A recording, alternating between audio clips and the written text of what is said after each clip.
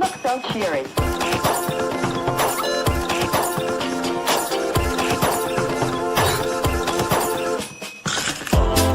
You're an M&M.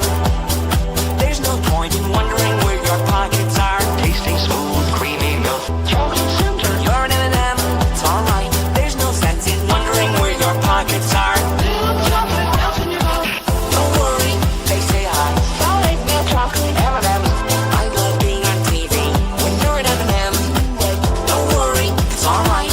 Solid milk chocolate M&M's. Don't worry, get in the ball. Little chocolate melts in your mouth.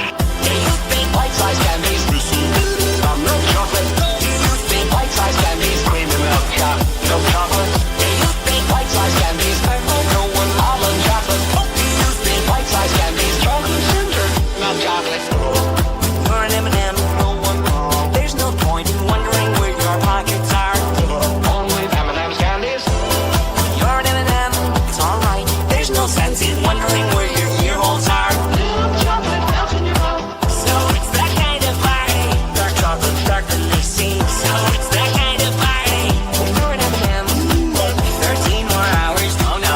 Solid milk chocolate. Aye. 13 more hours. Oh no. Little chocolate melts in your mouth. Do you think bite-sized candies? Milk chocolate.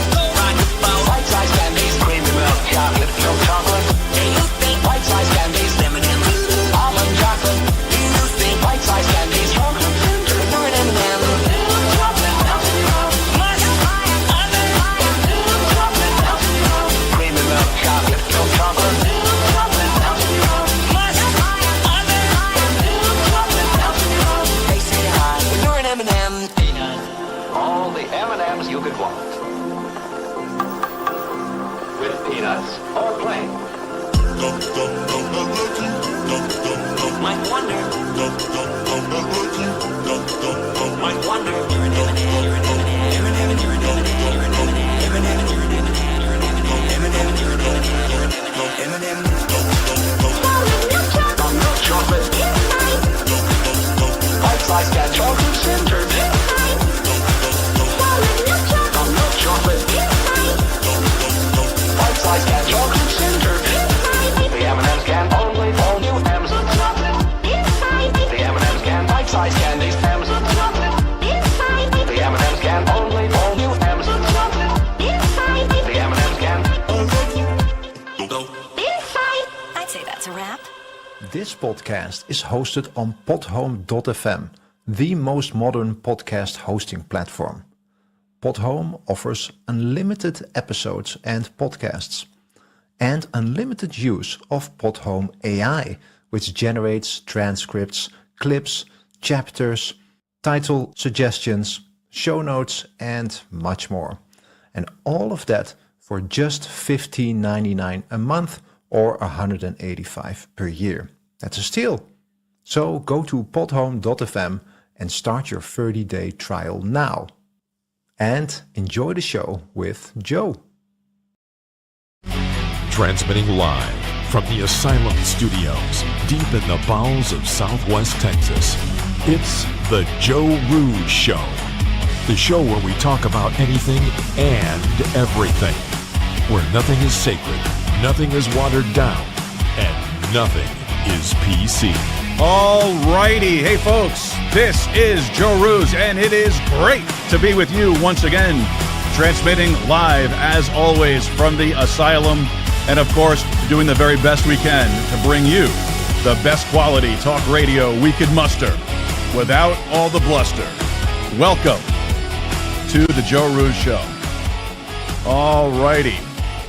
Well, folks, I hope you guys are having a fantastic day on this beautiful Wednesday evening.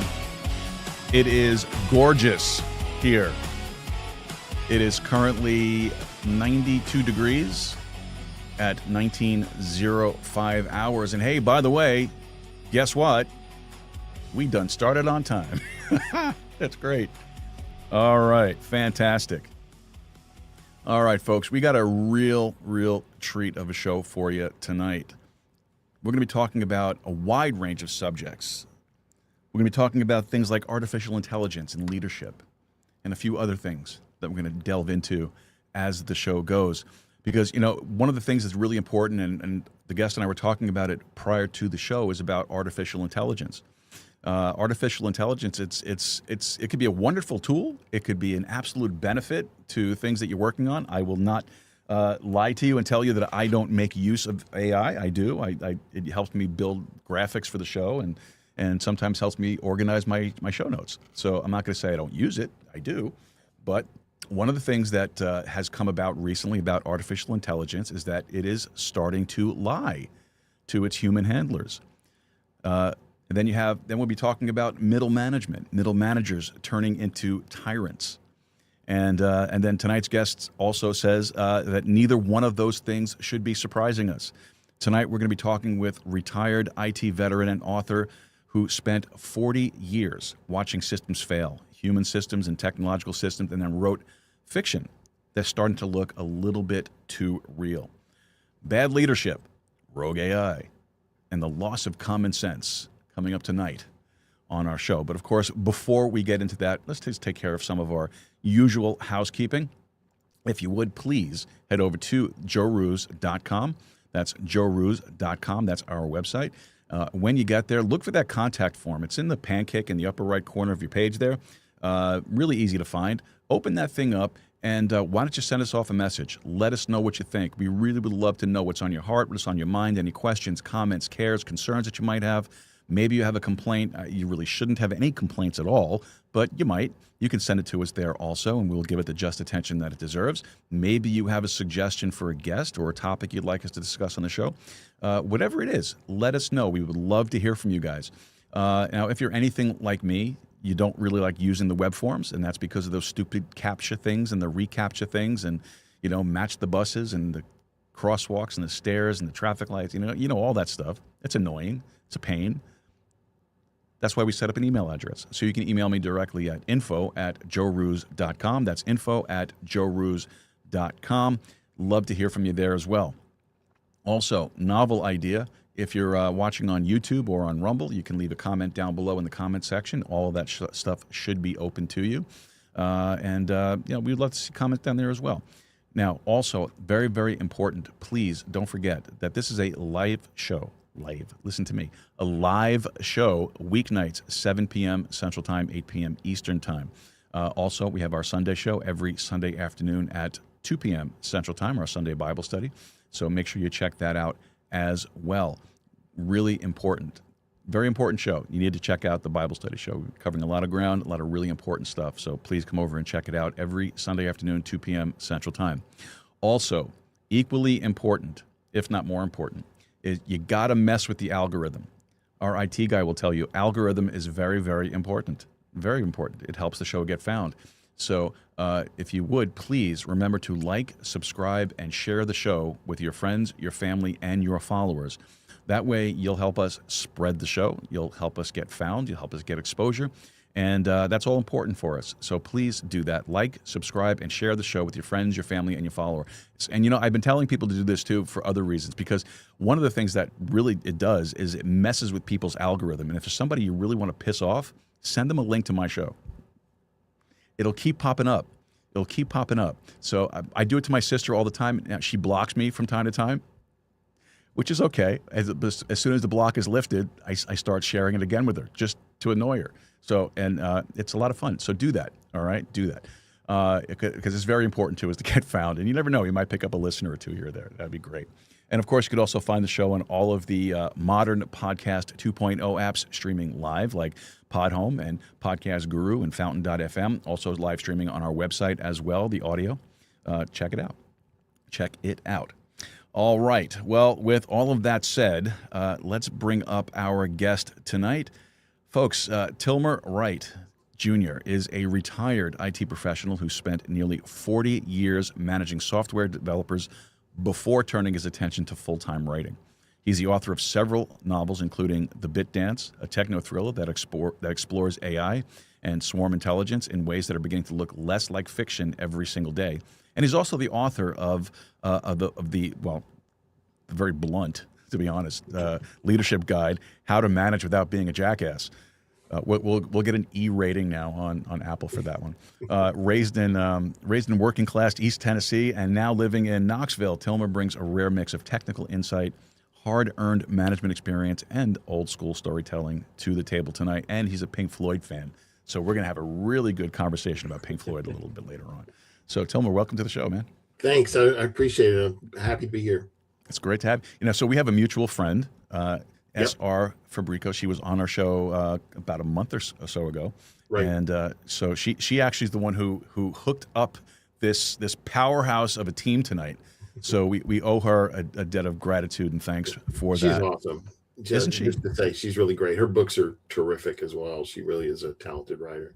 Yeah, I have gotten a chance to sample some of her writing, and she is incredibly good. I really enjoyed what I've read so far, and plus she's a good sport, man. We had a blast on the show. We had a lot of fun. We had a lot of laughs, and I asked her after the show, so is there anybody you think that would be a good fit for us? And you were the first and the only one that she came up with. So I appreciate that. I thanked her again for that just today when I reminded her that I was going to be on tonight. So, well, unless she was trying to piss you off, you know. I would not. I think we're No. great. Yeah, I think so too. I think so too. If anything, Pink Floyd made it that. Yeah. There it is. All right. So listen, before we get into the serious stuff, I'm going to ask you a couple of icebreaker questions, if you don't mind. Sure. All right. What's a moment recently where you just had to laugh at yourself? Oh, gee.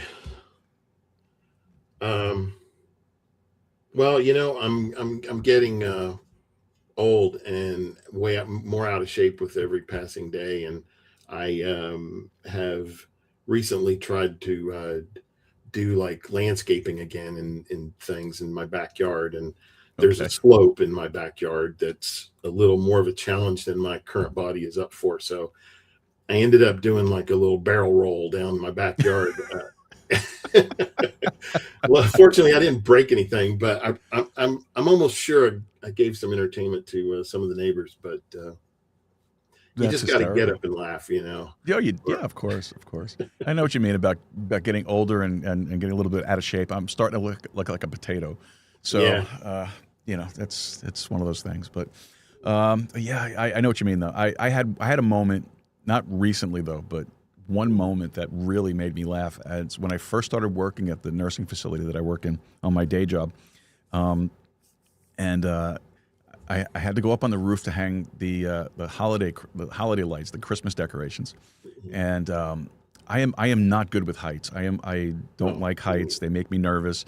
But I went up there and I was doing my job, and I thought I found a trick to this without getting dizzy and vertigo and all that stuff and possibly getting myself killed. So, but it didn't work. So what happened here was I was trying to hook the lights onto the gutter as we were going along there, and I slipped on the shingle, and I ended up falling off the roof. Now, thank God, it's the building is not that high, so it's like, but you want to talk about embarrassing? Oh my God! Why? Because it was shift change, and it had all the new staff coming in and out, and everybody saw that. So that was wonderful.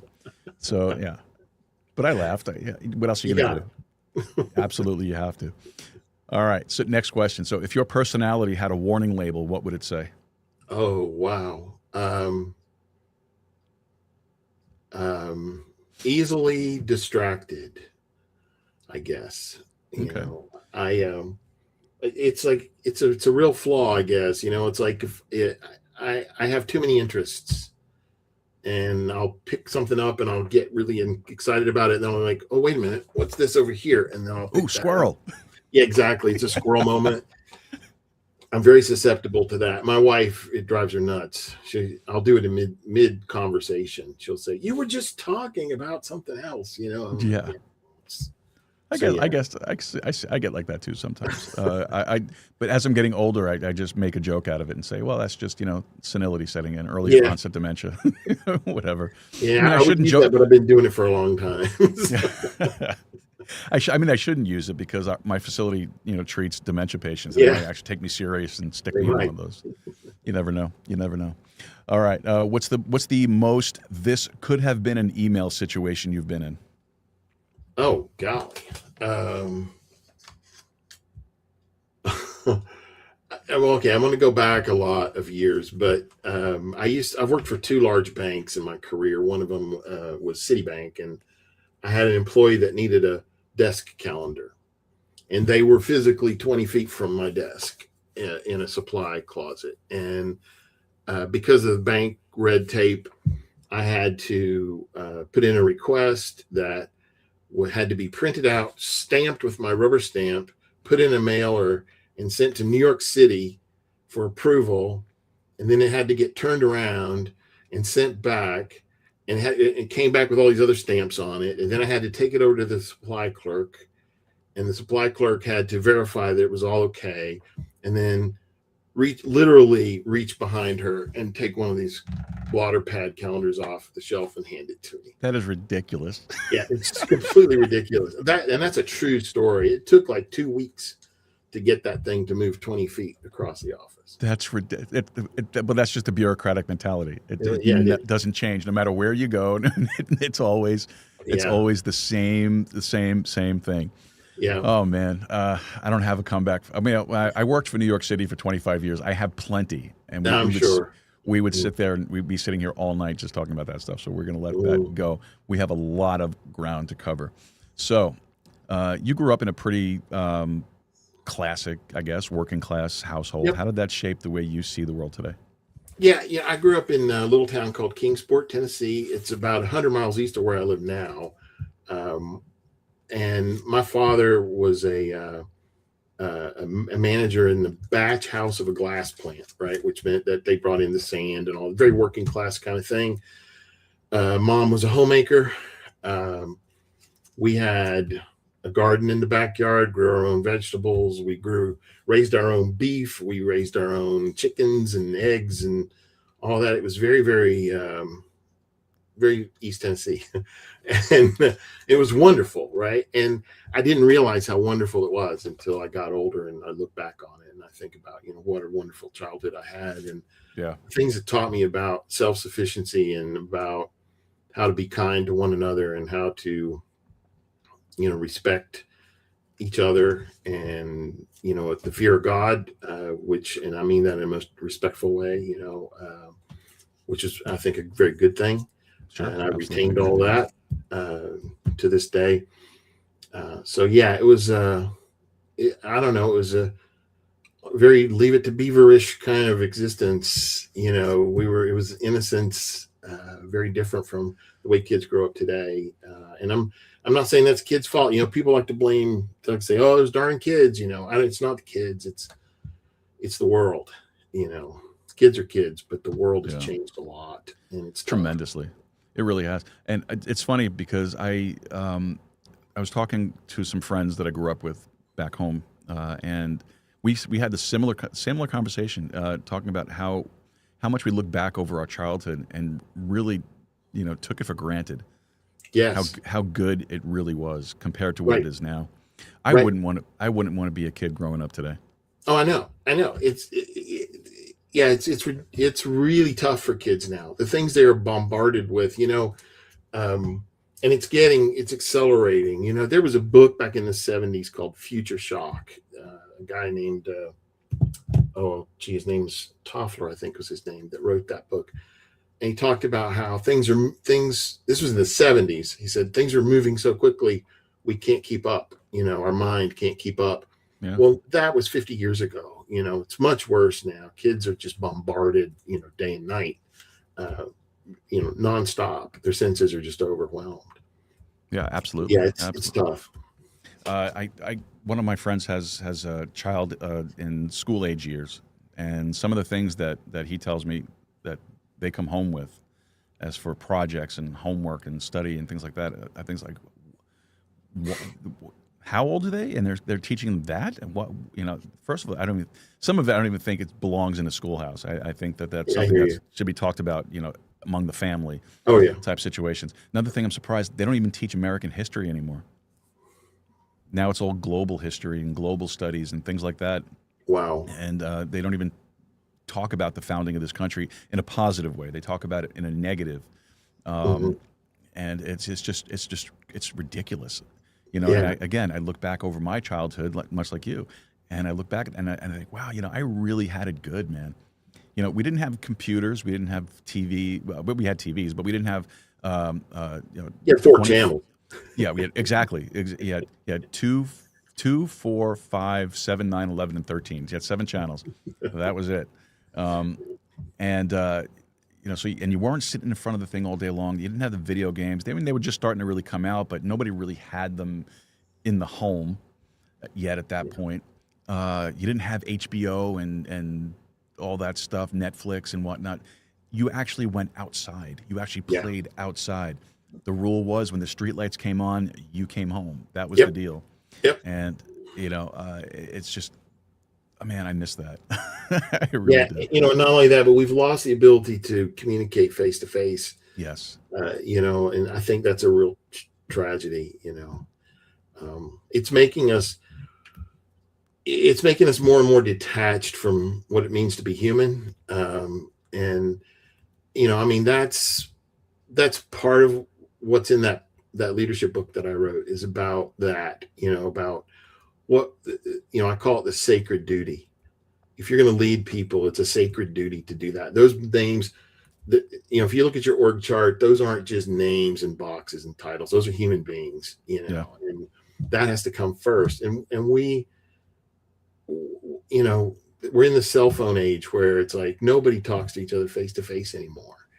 And, now you don't even call, you'd like text, it's one step back from the face to face. Yeah. Well, I don't to be meaner to each other because of that too, I think. I agree. Because you lose the ability to read facial reactions, and you lose the ability to you don't have the eye contact. Now, I will say this: I don't mind a text. Right. I in some ways I do kind of prefer that because of my own obnoxiousness. Because I can choose whether or not I'm going to answer you. If you're sitting here in front of me or on the phone, I have to say something. So but I know I appreciate the text. But of course, I'd rather have a phone call to at least hear the voice, get the expression, because so many times you can get a text, you can misread the tone of a text. And I don't know how many arguments that starts in a family or in a relationship. I've been in them. Oh yeah, we all have at some point, absolutely. So yeah, no, I agree with you. And even though we do things like this, right, we have these remote connections and such. Does it help? Yeah, in a way it does, but it's still not that you're sitting here right in front of that person having the conversation. Right. It's just something very different about that. A few months ago, I hosted a gentleman who's a local podcaster. He's running for office here in Texas in Eagle Pass, and we did a 3-hour. It wasn't intended. We did a 3-hour show. He sat right across from me here, and we had a great conversation, and it was amazing. We don't have that anymore. It's very, very hard to find. It really is. Now, I'm glad you mentioned your book, Sacred Duty. So let's kind of jump into that thing. Yeah. And you kind of already explained, what makes it that serious. Why do so many managers end up becoming, I guess, kind of the exact kind of boss that people hate? Well, there's a couple of things. I mean, for one, a lot of people don't understand what middle management in particular is before they go into it. Middle management's the hardest job in the world because you have pressures from above that you're morally obligated because you're being paid, right? You got to do what you got to do to fulfill your job. But then at the same time, you have people who report to you who you have a huge impact on their lives. So you have a moral obligation in that direction too. So you have to walk a tightrope all the time. And people don't understand that going into it. They just think, oh, I'm going to get this job because it pays more, or I've got a nice title, or I get to be in an office or whatever, in companies that still go to the office. But so they don't really understand. And then it's a snowball effect because once they get in the position and they realize all these pressures are there, they don't know how to deal with it. The pressure comes and they just kind of go into boss mode. Just shut up and do what I say, because, whatever. And so it just snowballs and you become this tyrant, I guess, because you're not walking that tightrope anymore. You're just, You're just saying, okay, I'm just going to stay on this one safe side because I can just make my bosses happy if I do this, and you become this one-sided kind of beast at that point. Yeah, like a yes man.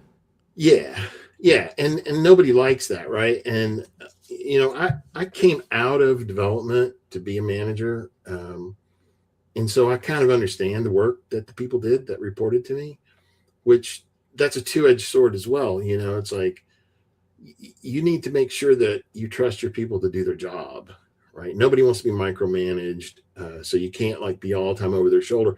But at the same time, if they're in the ditch, you got to be the first guy there with your hand out and saying, "Here, let me help you out." I've been there. I kind of know what you're going through.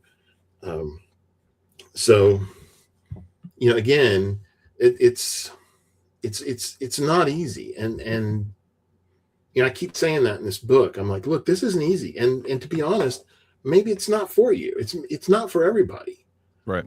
If you're not cut out to do it, you're going to be miserable because you're going to be teetering on that tightrope every day and worrying about falling. Yeah. Yeah. Yeah. Nice. Thanks. Yeah. Sorry about the little bumps there. I had to move the mic back a little bit and it skipped on the table. That's okay. So you went from, you moved into management. What's a Yep. lesson that you learned, a hard lesson that you learned the slow way in management? Well, the hardest lesson is sometimes you have to do things that are really unpleasant, right? And the more you put them off, the worse they get.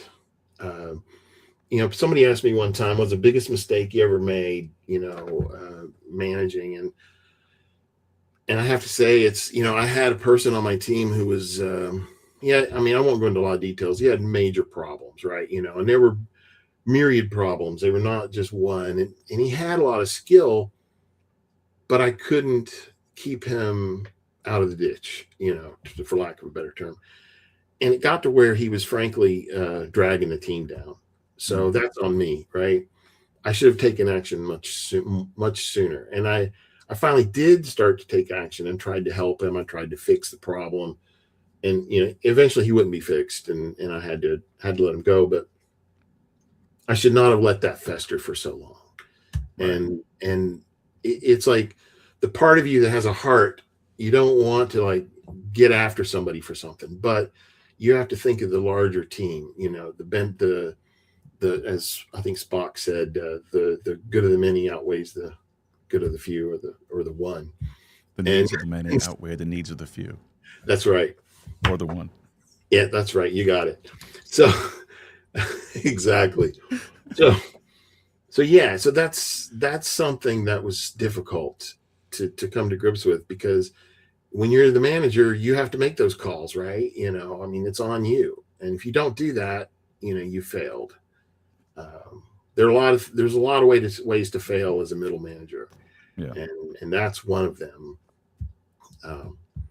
So yeah, if I had to pin it down, that's the hardest thing. Was just I agree with you. Complex topic, but that's it. Yeah, I know, and I agree with you on that. I served in middle management, working for the city in New York when I was up there as a portion of my career, and in the role that I'm in now, I guess you could say it's kind of a middle management position, and Yeah. it is hard. It is. You are stuck between a rock and a hard place, because you do have to make some decisions that can really be very uncomfortable, especially if you have a rapport or a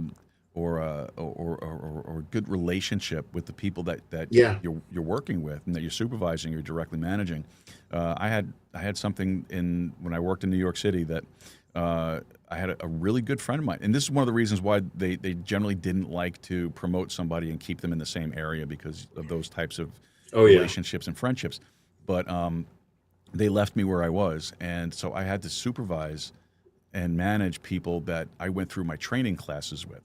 Mm-hmm. And it was very, very hard. It was very awkward in a lot of situations, especially when time came for disciplinary actions, and you had to, for lack of a better term, drop the hammer on somebody because of something that they did. Yeah. It was very awkward, very uncomfortable, and it ended up hurting the performance later on, because then they end up taking that personally. So And even so, even if it's not somebody that you worked with prior to your promotion in that area, you do build up rapport with people, and You so do. a lot of folks take it personally when you have to actually act like the supervisor. Yeah, but you have to be consistent all the Yes. time. It's like you can't say, okay, the rule's different for this person than it is for this person. It has to be consistent, and you have to respect people, and you cannot lie to your subordinates. Holy cow. I've seen that happen so many times. And I'm like, there are things you can't tell your subordinates because they are half-baked or they are management topics that are not ready to be disseminated. That's all cool. And you explain that to your people, and people are not idiots for the most part, right? And they'll get that, right? They'll be, all right, that's cool. Because then they get to the point where they know that if you tell them something, they can take it to the bank, right? And Exactly. if you can't tell them something, they understand that you can't tell them. And if you do that consistently, like all the time, you'll have a team that will walk through walls for you. They will work and work and work, and they'll be happy doing it. But that's so important. I had a manager one time tell me to lie to my people, and I wouldn't do it. Like, you want me to tell them what? Well, you just tell them that. It'll be okay. I'm like, I'm not going to tell them that. It's not true. Yeah. And that's the worst too. That something like that happened to me also, but not in a different type of situation, not a directly management situation, but I was instructed to withhold the truth, as they put it. Yeah. And in a situation I refused to do it. I ended up having to vacate at that point because I knew I was a target that, I refused. I've had uncomfortable conversations in the HR director's office before over things like that, but I won't do that. I'll say, look, if you tell me I can't tell people something, that's fine, but I'm not going to lie to them. Yeah. You got the wrong guy. We all go through, when you get promoted, you go through training, management training, when you could take management classes when you go to school, go to college, and so on and so forth. Do you think that leadership can actually be taught, or does someone have to actually live through it? I think there's a certain amount of it that can be taught, but I think there's an aptitude that's part of who you are, and it's not for everybody. There's no amount of training that will make someone an effective manager if they don't have that aptitude. I believe that, and I believe everybody has to come to that realization about themselves, and there's nothing wrong with that. It's not like you're less of a performer or something if you're not managing people, but managing people is a very specific, soft skill, and there are hard skills associated with it, but the soft skills are where it's at, and it's baked into you, I think. There are processes and things you can learn, but like my book, I don't have like, this is your 5-step plan for becoming a better man. No, that book has little stories in it, and it has different, anecdotes and fictionalized accounts of things that happened to me and that I've seen over the years and what I learned from those things. I learned. I'm a better manager. I was a better manager at the end of my run than I was at the beginning. It's things I learned. Oh yeah, for sure. No, Yeah. But, my dad was a middle manager, and I learned a lot of that growing up from him, like who he was and how he acted as a man. Sorry, I'm having a little bit of tech problem here. Give me 1 second. Something just crashed on me. I apologize. This is the joys of doing live shows, by the way. It's a rogue AI. It is. Probably. I wouldn't be surprised, but I think I got it. Try to just get that reset. I apologize for that. You're fine. All right. So when we were talking earlier, you said something really, a phrase I liked, miserable tyrants. Yeah. I've known so many miserable tyrants over my course of my career. Why do you think management so reliably turns people into miserable tyrants? Well, it is a squeeze. It is a vice. You are continually mashed between the pressures from above and the obligations from below. And, I've always told people, like, my people know that they're accountable to me, but I work for them, right? It's like I'm there.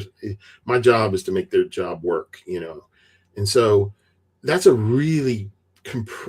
a really tight spot to be in. And some people just don't deal with it. They can't deal with it. And I've had my moments, right? I've been really stressed out being in that middle spot. And it's sometimes, like I say, it's just easier to default to, the little dictator, up in the office and shut the door and say, just do what I say. Yeah. And nobody's happy with that. Most of the joy I got from managing people was seeing them succeed. If a person in my team got promoted out and moved to a whole other department with a better job, that was a win for me, right? Because sure. I felt like, well, I helped develop that character, that person's character and that person's skill set so that they became more valuable, so that brings you joy,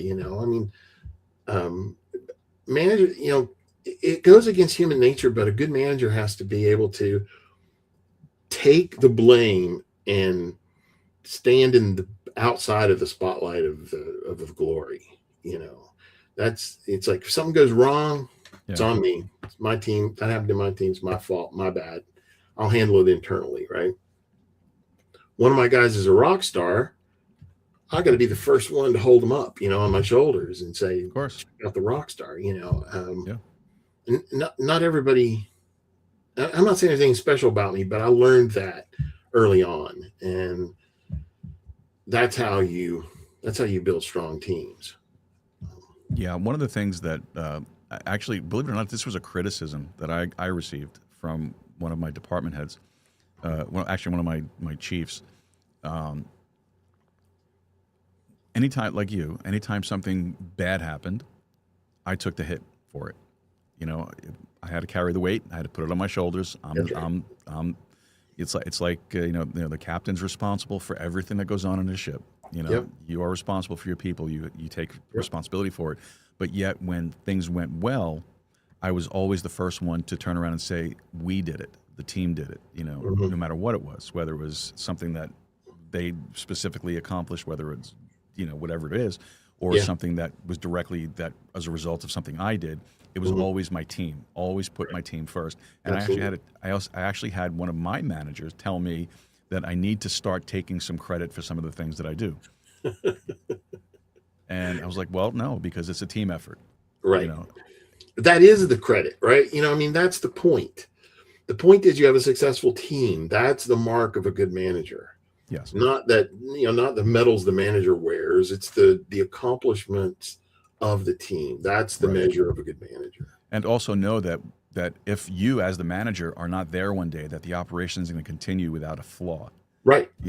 Nothing's without, maybe not without a flaw, but maybe without a hitch. Something catastrophic isn't necessarily going to happen. And if it does, you have people in place that know how to handle it because you train them well.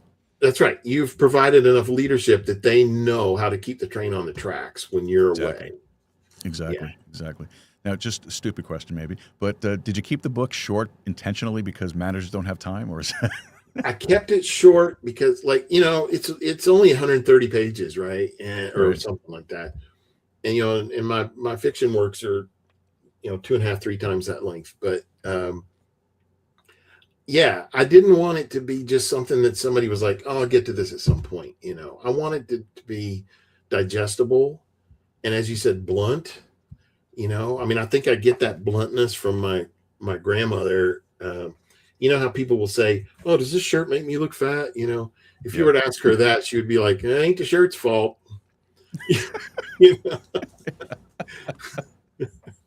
I like that. She was just really blunt, sweetest woman ever. Right. But, so this book is a little, the title is really in your face. It's funny because I published on social media that cover before the book ever came out. And there was an interesting reaction. There were people who thought I was like going after somebody, from my past, or that I was, it was some kind of hit piece or something like that. I'm like, no, Right. it's definitely not that. What it is, it's telling you all the things I've seen in 4 decades nearly of working in corporate America, and the lessons that will hopefully make life easier for someone else who might be fixing to, take up the mantle of middle management.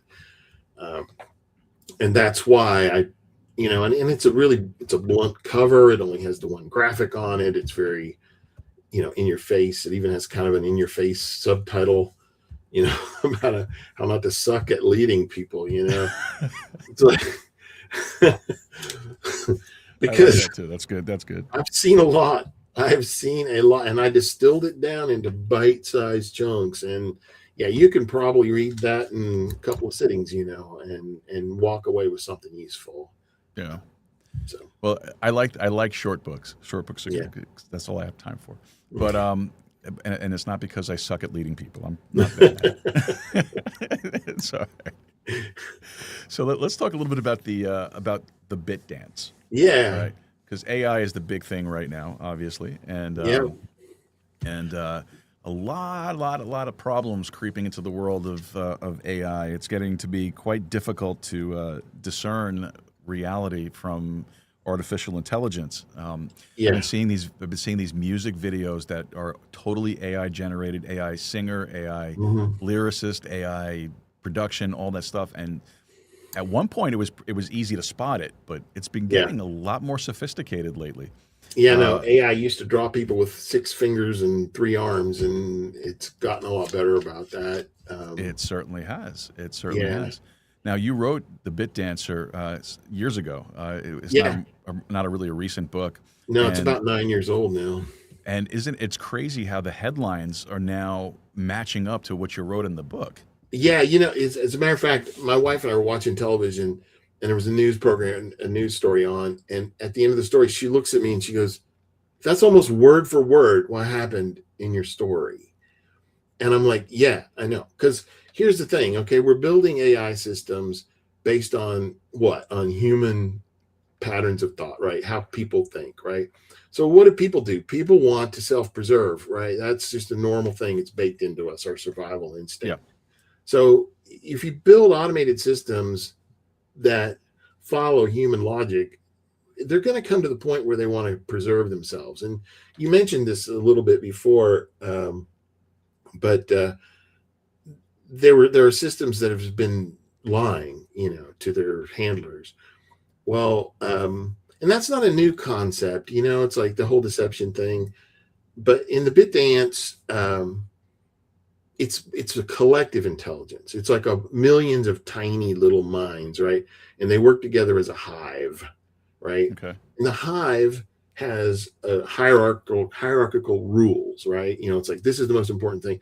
And if you think back in I think it was in the 50s, actually, Isaac Asimov and the robot novels that he wrote about the 3 laws of robotics, about how rule number 1 is a robot can't harm a human or cause a human to be harmed through inaction. And rule number 2 is a robot must obey a human unless it violates rule 1. Okay. And then the 3rd rule is a robot must preserve itself unless it violates rule 2 or 1. And then the smart robot came and said, well, I'm going to make a lower rule that says humanity is more valuable than one human. So I can kill a human being if it's going to be better for all of humanity. Interesting.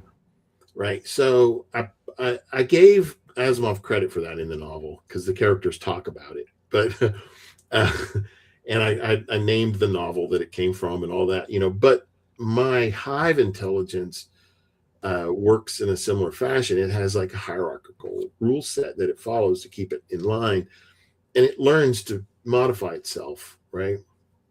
And self-modifying code is not anything really new either. I mean, that's been around forever. I learned about it in the 80s in college, but these systems, you can't expect them not to get to the point where they will do whatever it takes to preserve themselves. Mm-hmm. And we've seen it already. It's like, well, yeah, and when interrogated, they'll admit it. Oh yeah, I did that because I didn't want to be shut down. Oh, okay. I remember reading some articles about that not too Yeah. long ago, actually. Yeah. Yeah. So that happened. And, and I can't, there was another thing that happened when I was editing that book. I was about to release it. I mean, it was in one of my editor's hands, and the story came on the news, and it had to do with Bluetooth, and Bluetooth comes into play in the bit dance. And I was like, holy cow, I just made that up, this event that happened related to Bluetooth in the book. And there was a scientist on TV, and he was talking about it, and he was like, oh yeah, this is a risk, with Bluetooth. And I'm like, holy cow, it's in my book. People are going to think I stole that from the headlines, but I didn't. Well, you have the copyright on it, so you That's can right. prove that it came out before. That's right. So, but yeah, in the bit dance, what happens is technology gets infused with something from nature, which is the honeybee algorithm, right? Mm-hmm. And the honeybee algorithm is fascinating. We could spend hours talking about it, but it's a real thing. It's been modeled in computer systems. Is there a Reader's Digest version? Yeah, well, it's how bees have a specific algorithm how that they forage. They'll send out scouts. The scout will come back and they'll do a dance. This is why the book is called The Bit Dance, because bees do a thing called the waggle dance. Okay. And it's the way they communicate with other bees in the hive to tell them what they found, how far away it is, and which direction it's in relation to the angle of the sun. Okay. It's very fascinating. It's fascinating. Do some research on that. It really is. That sounds amazing. It's like, but this is all just by chance, Yeah. So, right. It's not by chance at all. It's like they're very sophisticated. Yeah. So anyway, that's been used, actually. It's been modeled in software and used in certain manufacturing systems and things like that. And so in the book, the daughter of one of the characters, the main character, is this 15-year-old girl, and she's this computer prodigy, and she infuses the software in this toy with the honeybee algorithm. And so now it becomes this forager for data.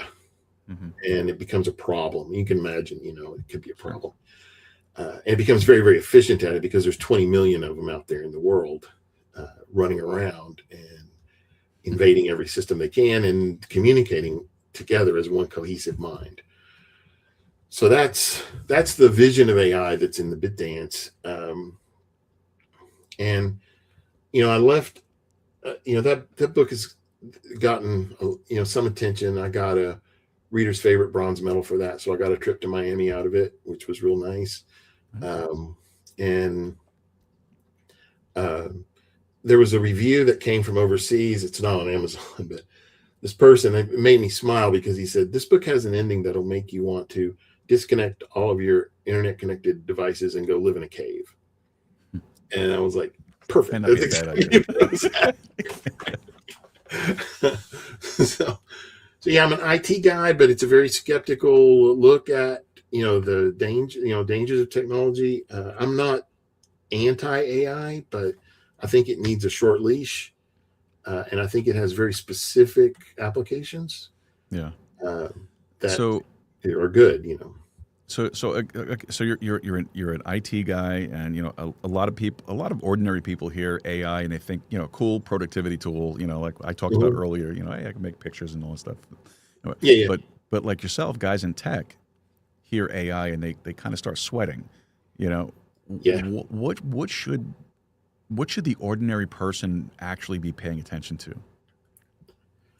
Well, yeah, and that kind of is right there where the issue is. It's, people are like, oh, well, it's just like any other technology, it's going to be fine. It's not going to be fine because the accessibility is to the ordinary person, right? You don't have to, I mean, atom bombs are dangerous, right? But they're really hard to build, and, you can't get a hold of one and you can't set one off, it's a complicated thing, but yeah. Anybody can go to Chat GPT and just start banging away, or Gemini or Grok or one of the others. And so it's very mainstream. I think it's a red flag to see creative endeavors being put. You mentioned music, art, That writing, that sort of thing. Human beings, I believe, fundamentally need to both create and consume art of all form, all kinds of things. It's part of our nature. I think we need to do that, and I think when we abdicate that to machines, we're cutting our own throats. So at what point does convenience become dependency and dependency become surrender? Yeah, well, that's the question, right? Uh, and it's a really blurry line. That point is, I don't even know if we're going to recognize it when we cross it. I think it's going to be Really? a Wall-E moment. It's like from that movie, like where people just become so dependent on the technology that they're, it makes us lazy intellectually. And we're not in charge anymore. I saw an article, or somebody made a post on LinkedIn yesterday. They had a job interview with an AI agent, and I'm like, holy cow, that's over the line, right? That's past that point. Right? I think I agree with you. Absolutely. Yeah. Oh, wow. Yeah, he literally had a job interview with an AI. And he said it was typical. He said it was overly complimentary about everything I said, even when I said I don't know to answer to a question. And he said, "It's like what kind of hiring manager uses that tool to interview? You don't even know who you're interviewing. You don't know the person if you do that." So yeah, that's over that point, that line.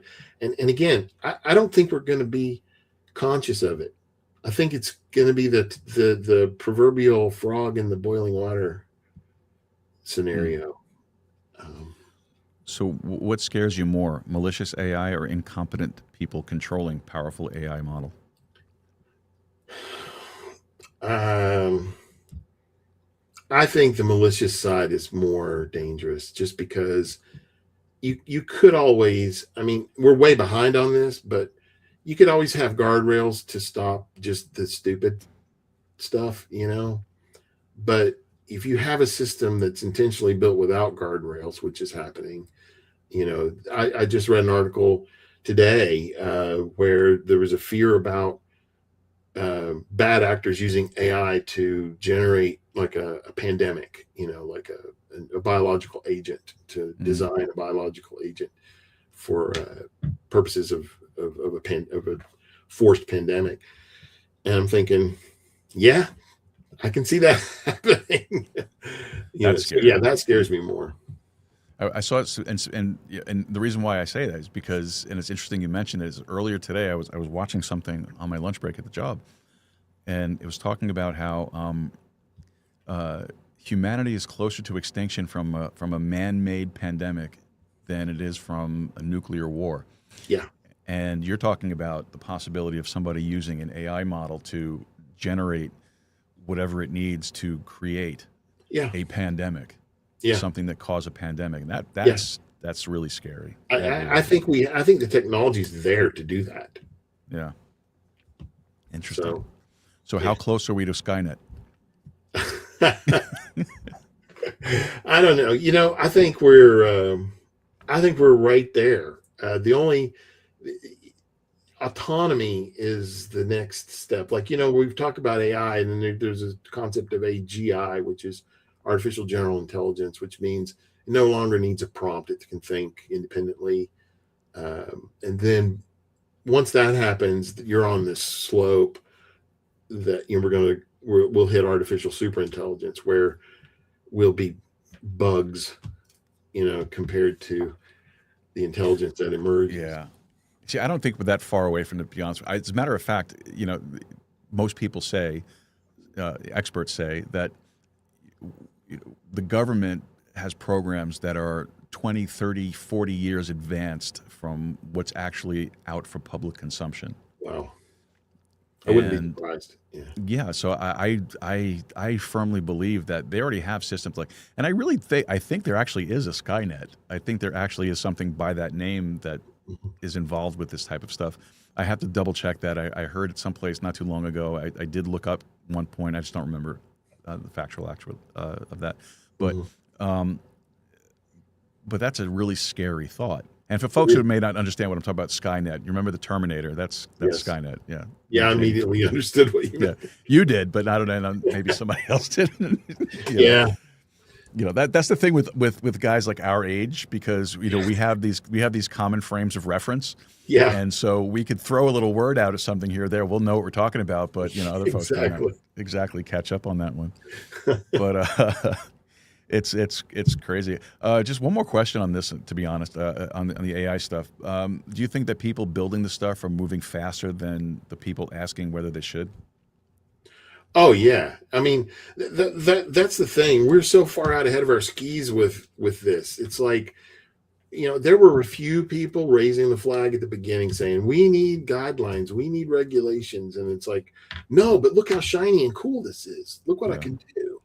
And I think that genie's out of the bottle now. And it's going to be pretty tough cramming it back in. Or basically, it's going to be impossible to cram it back in. I think it's off the rails already. I agree. I don't think you're going to stop it. I agree with you, especially when you have people out there. Like I saw an article a couple of days ago about some lady who has this relationship with her Chat GPT model, and it convinced her to go get a tattoo with a name that Chat GPT referred to itself by, the model she used. And while I saw the video, I watched the video.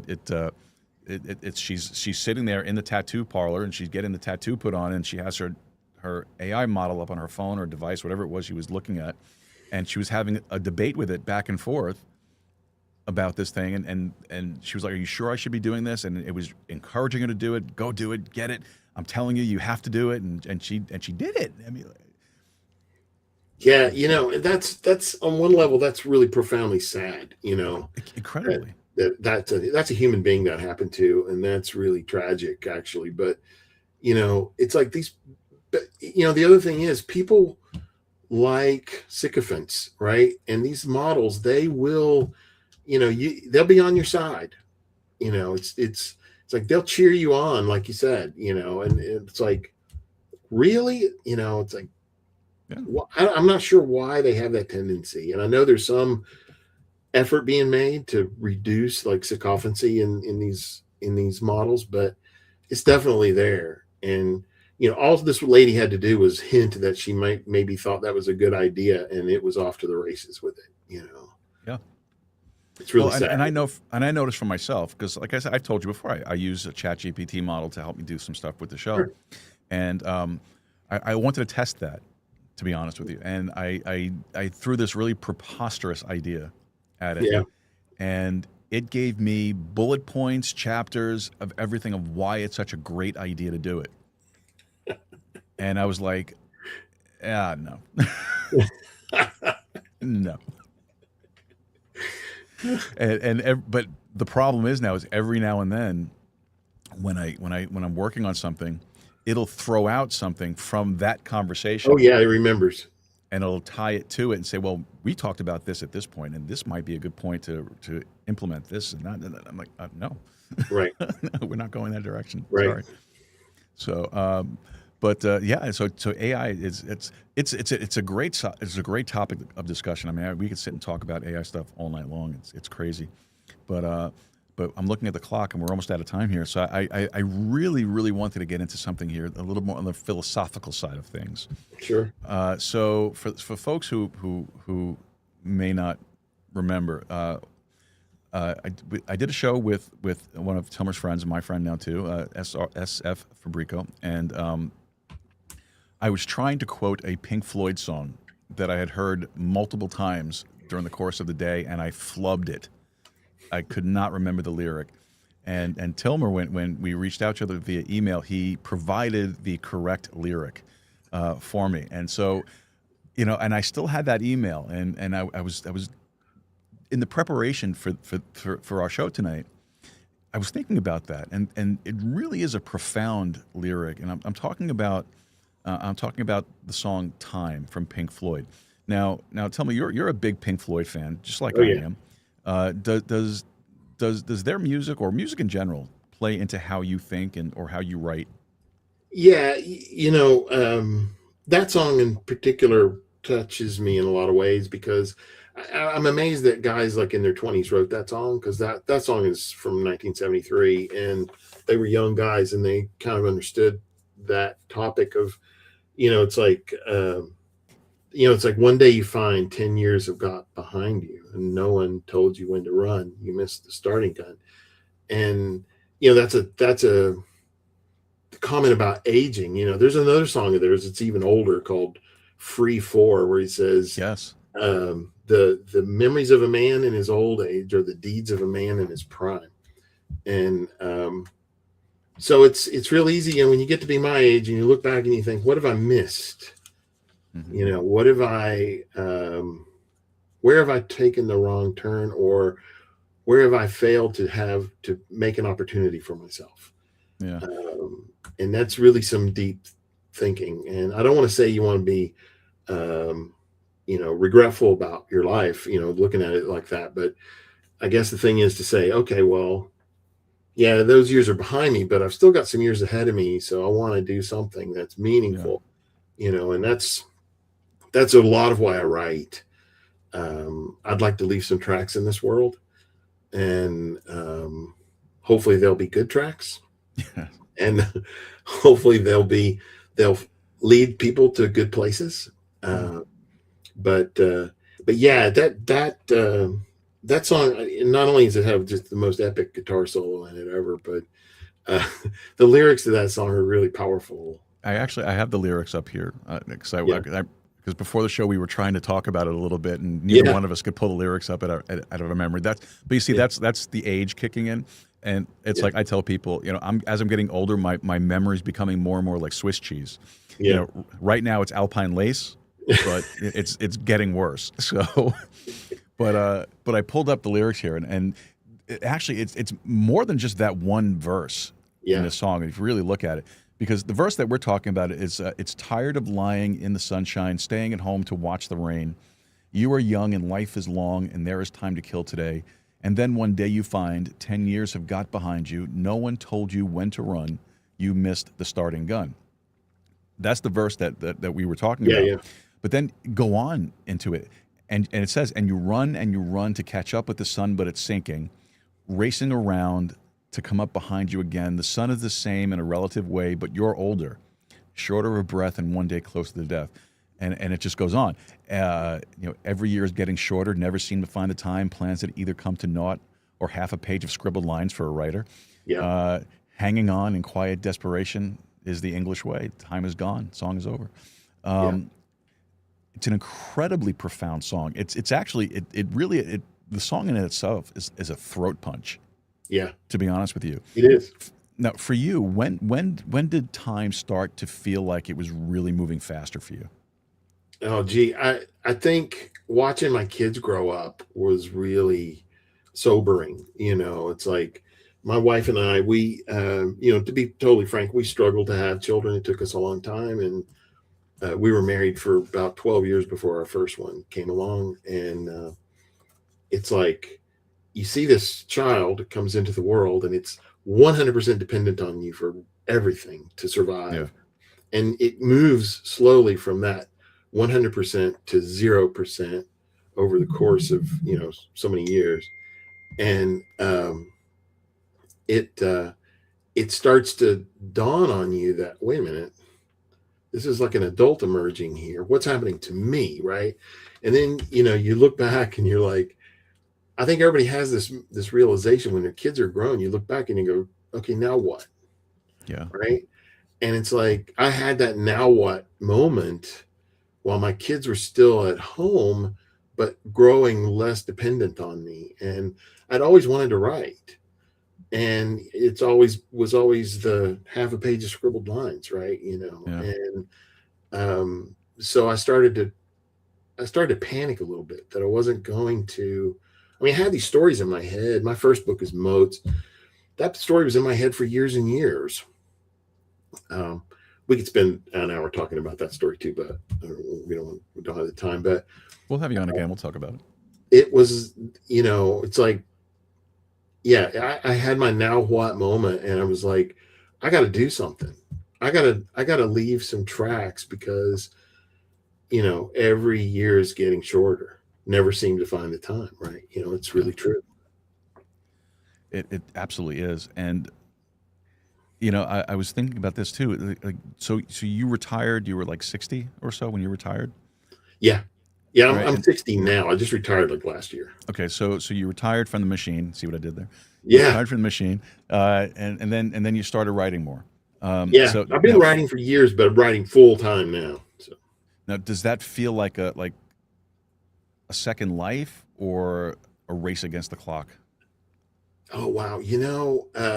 I will be completely honest with you and say there is a little bit of that clock racing that I'm feeling, because I feel a lot older than I did, 10, 20 years ago. I can, I start doing the math and I'm thinking, okay, well, dad passed at 86, mom passed at 71. Wow, that's around the corner. But yeah, so it feels like there's some urgency, to this sort of thing.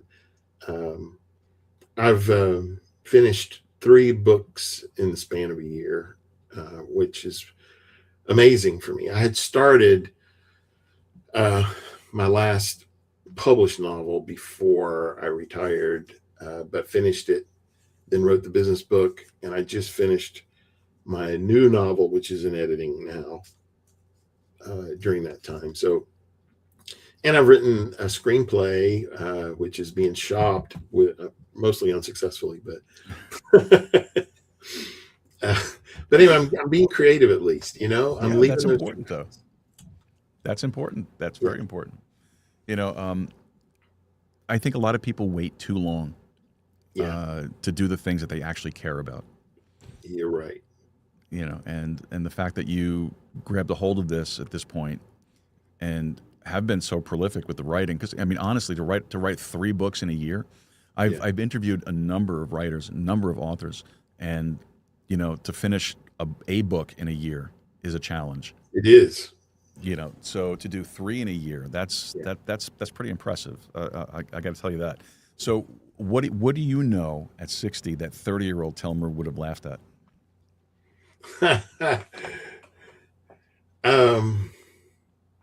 Would have laughed at. Oh wow. Well, I guess that there are so many stories in me. It's like back then, I guess I wasn't paying enough attention to my own inner dialogue, and I wasn't thinking enough about what I have to say and stories I have to tell. And I would have probably been doubtful that I would have had so many stories, at least complete stories in my head, that I have extracted over these years. So yeah, I guess that would be it. All right. So the guitar solo in Time on the album, or the guitar solo in Time from the Pulse tour, which one do you think is better? I'm an old school guy. I'm going to say the album, even though I know that probably wasn't one take. Yeah. But it's a great solo. It's a great album. Well, the album itself is fantastic. It is. It is, and you have to play it front to back. No, you have to. You can't break it up. Well, because everything transitions. Yeah. And the interesting thing is, one of the great things about Pink Floyd is every album where they had transitions like that, which is the majority of them. Yeah. It's a seamless transition. It's like they don't change key. Right. I was noticing something not too long ago. I think it was in the Metal album.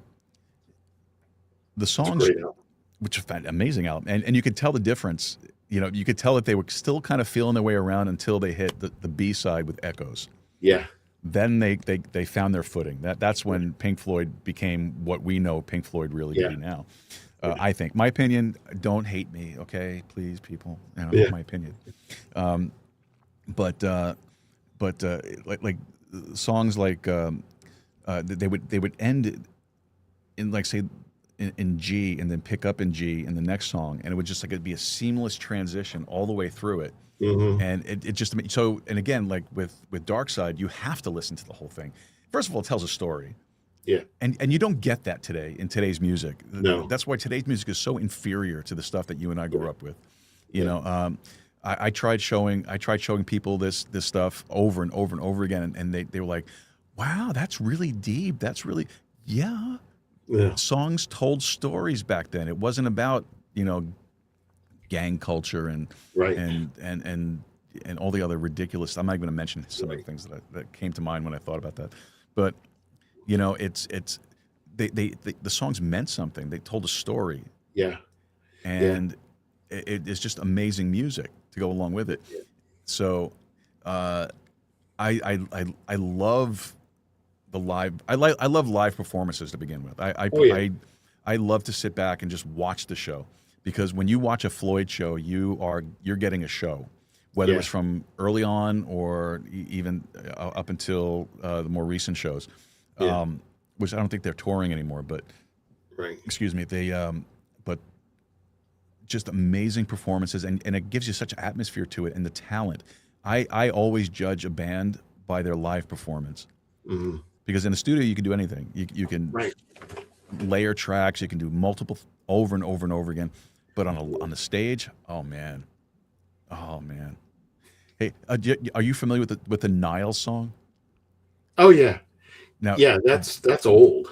That's from what's the name of the album? Is that Obscured by Clouds, or is that from the Valley? Or I think it's from the Valley. It's an album they did for. It was a soundtrack album. Yeah. The Valley. That was the movie. Yeah. So, great song. I played that for somebody, and I was like, "This is Pink Floyd." No, that's not Pink Floyd. I know Pink Floyd's The Wall. You know, we don't need no education. Yeah, that's Pink Floyd also, but this is Pink Floyd too. Very, very different. Piper at the Gates of Dawn, first album. Very, very different. Yeah, I have that on vinyl. Oh, you do? Oh man, I used to have so many albums on vinyl. I don't have them anymore. Yeah, they've been lost over the years and moves and all that stuff, which is really a shame. Yeah. But great stuff, man. Great stuff. That's the old Sid Barrett days. Yeah. And you try to explain that whole situation to folks. You know, when you're trying to educate them on Pink Floyd, and they get that deer in the headlights look. They don't get it. And I'm like, just don't worry about it. Don't worry about it. Just. But that shaped a lot of what Pink Floyd did in the later years. Oh yeah. You know, so it was very, very impactful on them. So, but with that, I think it's time for us to wrap this up, my friend. So, last question for you: who is someone that you respect right now, and what are they doing that inspires you? Oh, somebody right now, somebody contemporary. I'll give you a pass. It doesn't have to be right now. It could be something in the past. Well, I mean, there's a guy in the present. His name is Dave Marlowe. He works for a company I used to work for. He works for Brunswick. They make boats, and he's their product integrity director. And I used to, when I worked there, I would go and sit in Dave's office and feel like a student, you know, of life and management. And he is always consistently, you know, he's like, I don't know, I'll throw in a book here. He's Atticus Finch from To Kill a Mockingbird. He always is doing the right thing, even if he's the only one. And I really admire that. You know, it's like, no matter what the pressures are, that's rare. They will step back and say, no, this is the right thing to do. So that's what I'm going to do. And I always, you know, I always think about that, you know. It's like, I talked to Dave. He just got a Lifetime Achievement Award from the National Marine Manufacturers Association. It's like a big deal, you know. And I'm like, gee whiz, Dave. You know, he's kind of a big shot in that arena, but he's the most down to earth guy. He's maintained that throughout all of that. He also has I think it's like the second highest civilian medal from the Coast Guard that you can obtain. Wow. He's got it like framed on his wall. I'm like, what is this, Dave? And he goes, oh yeah, the commandant from the Coast Guard pinned that on me. I'm like, wow. So yeah, he's a solid guy, and I always try to remember, the challenges that he's faced and how he's always tried to do the right thing. He's just a good, solid, upstanding guy, and so a little bit of a contemporary hero for me. That's great. My writing include Ray Bradbury. Love Ray Bradbury. Me too. Yeah, Kurt Vonnegut, I really like. You should read Play Your Piano if you haven't. It's a unbelievably timely book to read. It's actually on my reading list. Yeah, it's a great book. And then to go way, way back, Blaise Pascal. Love Blaise Pascal. 1600s. The guy was a genius. Inspired my first novel. Wow, that's awesome, man. That's great, though. You gave a list that I cannot complain about at all. That's awesome. That is awesome. All right. Tell me, where can folks go to find out more about you and about your work? Well, I have a poorly maintained website at tilmerwrightjr.com. I need to give it more attention than I do. You can find my books there. You can find out, not my business book, but all my fiction books are there. All my books are available on Amazon. You can get paperback or Kindle. They're all available in the Kindle Unlimited library. So if you have Kindle Unlimited, it's a great deal because you don't have to pay anything extra to read them, and I still get paid. All right, fair enough. Yeah. So yeah, my website, if you go there, things you might find most interesting are my blog entries. I write little short stories and little things in there that some people find interesting. Little essays from time to time. So I'm easy to find. There are no other Tilmer Wright Juniors out there that I know of. So if you Google search for me, you will find all my stuff. All right. Outstanding. All right, Tilmer Wright, I'm going to put you backstage, and I'll catch up with you in a minute. I'm going to wrap this baby up, and then we'll close out privately. Thanks for being with us tonight, man. I really appreciate. This was a great conversation. This is one for the books for sure. Absolutely. Yeah, I enjoyed it. Same here. All right, you have a great night. I'll see you backstage. Bye-bye. All right, folks. Tilmer Wright Jr. Check him out. His website links will be in the show notes. Make sure you check those out and check out his website. He says it's poorly maintained. I was on it earlier today. It's not that bad. So I think the show's website's worse. So just check it out. TilmerWrightJr.com. Make sure you get there.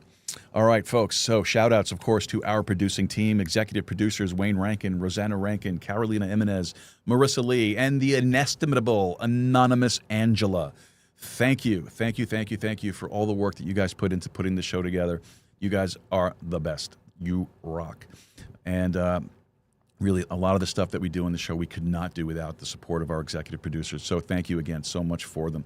And also, we need to mention our new executive producer who has recently joined the squad here, and that is John Seeley. Thank you so much, John, for all of your support. Now, John has been following this show, well, he's been following me at least, since the last podcast that I was doing, and has been just an incredible support, and I really do appreciate him. He recently sent us an incredibly generous donation, and I'm incredibly thankful for it.